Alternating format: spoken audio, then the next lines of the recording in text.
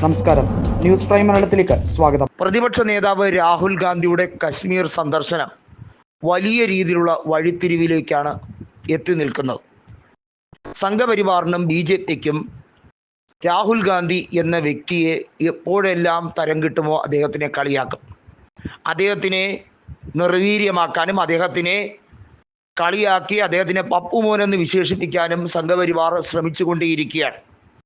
മാപ്പെഴുതി കൊടുത്ത സംഘപരിവാർ നേതാക്കൾ ബ്രിട്ടീഷുകാരുടെ അടിമയായി മാറിയ യാഥാർത്ഥ്യങ്ങളെ രാഹുൽ ഗാന്ധി പൊളിച്ചു കാട്ടുമ്പോൾ അതിനെ കോടതി വഴി അതിനെ തടയാനും രാഹുൽ ഗാന്ധിയെ അയോഗ്യനാക്കാനും ഒക്കെ തീവ്രമായ ശ്രമങ്ങൾ ഭരണത്തിൽ നിന്നുള്ള സ്വാധീനം കൊണ്ട് ജുഡീഷ്യറിയെ സ്വാധീനിക്കാൻ ശ്രമിച്ചുകൊണ്ടേയിരിക്കുമ്പോൾ രാഹുൽ ഗാന്ധി ഇതൊന്നും മൈൻഡ് ചെയ്യാതെ കശ്മീരിലെ ജനങ്ങളോടൊപ്പം നിന്ന് അവർക്ക് ഐക്യദാർഢ്യം പ്രഖ്യാപിക്കുമ്പോൾ വാസ്തവത്തിൽ വീണ്ടും മോദി മന്ത്രിസഭയ്ക്ക് പ്രശ്നങ്ങൾ ഉണ്ടാകും.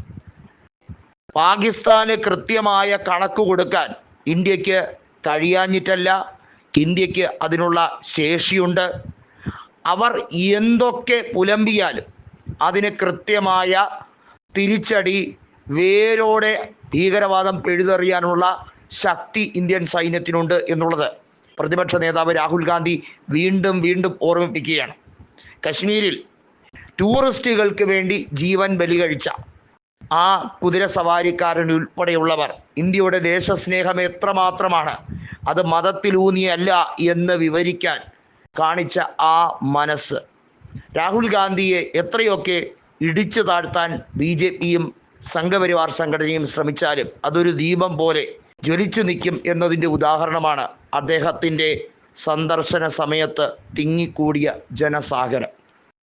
കശ്മീരിലേക്ക് ഭാരത് ജോഡോ യാത്ര നടത്തിക്കൊണ്ട് വെറുപ്പിൻ്റെയും വിദ്വേഷത്തിൻ്റെയും സംസ്കാരം വളർത്തിയെടുക്കാൻ ശ്രമിക്കുന്ന സംഘപരിവാരത്തിന് സ്നേഹത്തിൻ്റെ കട തുറന്നതിന് മറുപടി കൊടുക്കും എന്ന് പ്രഖ്യാപിച്ചിട്ട് ഏറെ നാളുകളൊന്നും ആയില്ല.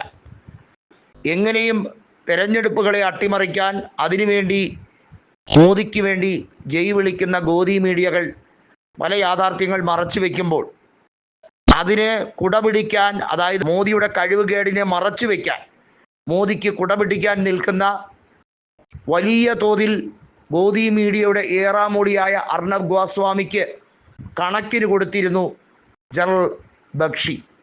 അദ്ദേഹത്തിനെ ഇപ്പോൾ വലിയ തോതിൽ രാജ്യവിരോധി എന്ന് മുദ്ര കുത്താനാണ് സംഘപരിവാർ സംഘടന ശ്രമിക്കുന്നത്. അതിനെതിരെയും രാഹുൽ ഗാന്ധി വരികയാണ്. ജനറൽ ബക്ഷിയുടെ വാക്കുകൾ 2 ലക്ഷത്തോളം ആർമി ഉദ്യോഗസ്ഥരെ വിന്യസിക്കാൻ കോവിഡാനന്തര കാലത്ത് ശ്രമിക്കാതിരുന്ന കേന്ദ്ര സർക്കാർ നടപടിയും അതിനുവേണ്ടി കാശ് അധികം ചെലവാക്കാതിരിക്കാൻ ശ്രമിച്ചതും ഒക്കെ എടുത്തു പറഞ്ഞു.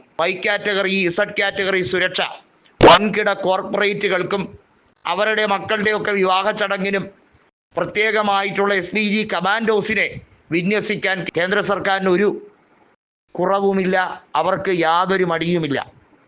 ഛത്തീസ്ഗഡിൻ്റെ ഗവൺമെൻറ് വെബ്സൈറ്റിൽ പഹൽഗാം ഭീകരാക്രമണത്തിൽ കൊല്ലപ്പെട്ട പട്ടാളക്കാരൻ്റെ ഭാര്യ നിസ്സഹായമായി നിൽക്കുന്ന ആ ഒരു ചിത്രത്തിൻ്റെ മുമ്പിൽ ക്യാപ്ഷനായി കൃത്യമായി മതസ്പർദ്ധയുണ്ടാക്കുന്ന രീതിയിലുള്ള വാക്കുകൾ എടുത്ത് പുലമ്പുകയാണ്.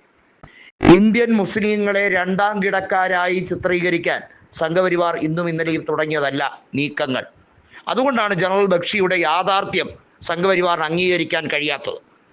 ഒരു ഭീകരാക്രമണം നടന്നാൽ അതിൻ്റെ കൃത്യമായ മുതലെടുപ്പ് രാഷ്ട്രീയത്തിൽ നടത്താൻ എങ്ങനെ എന്ന് റിസർച്ച് ചെയ്യുന്നവരാണ് സംഘപരിവാർ.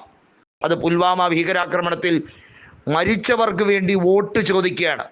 സംഘപരിവാറിന് വോട്ട് ചെയ്യൂ എന്ന്, BJPക്ക് വേണ്ടി വോട്ട് ചെയ്യുമെന്ന് ചോദിച്ചതാരാ? നമ്മുടെ പ്രധാനമന്ത്രി. കോടതിക്ക് വേണമെങ്കിൽ സ്വമേധയാൽ ഇതിനെതിരെ നടപടി സ്വീകരിക്കാം. ഇപ്പോൾ സുപ്രീം കോടതി പലതും കേന്ദ്ര സർക്കാരിന് വിരുദ്ധമായി നീങ്ങുന്നു എന്നതുകൊണ്ട് ഗോദി മീഡിയകൾ സുപ്രീം കോടതിയെ വരെ ടാർഗറ്റ് ചെയ്യുന്നു. അതിനെതിരെ കൂടിയാണ് രാഹുൽ ഗാന്ധി ശബ്ദം ഉയർത്തുന്നത്. കശ്മീരിലെ സഹോദരങ്ങളുടെ ഐക്യത്തിന് വേണ്ടി ശ്രമിക്കുമ്പോൾ അവിടെ ടൂറിസ്റ്റുകളെ പ്രൊട്ടക്റ്റ് ചെയ്യാൻ ശ്രമിച്ച കശ്മീരി സഹോദരങ്ങളെ പറ്റിയല്ല നരേന്ദ്രമോദിയും കേന്ദ്ര സർക്കാരും ചിന്തിക്കുന്നത്. എങ്ങനെ ഇതിനെ കൃത്യമായി ഒരു വർഗീയ ധ്രുവീകരണത്തിന് സാധ്യമാക്കാം എന്നാണ് ചിന്തിക്കുന്നത്. അതാണ് രാഹുൽ ഗാന്ധി പൊളിച്ചടുക്കിയിരിക്കുന്നത്.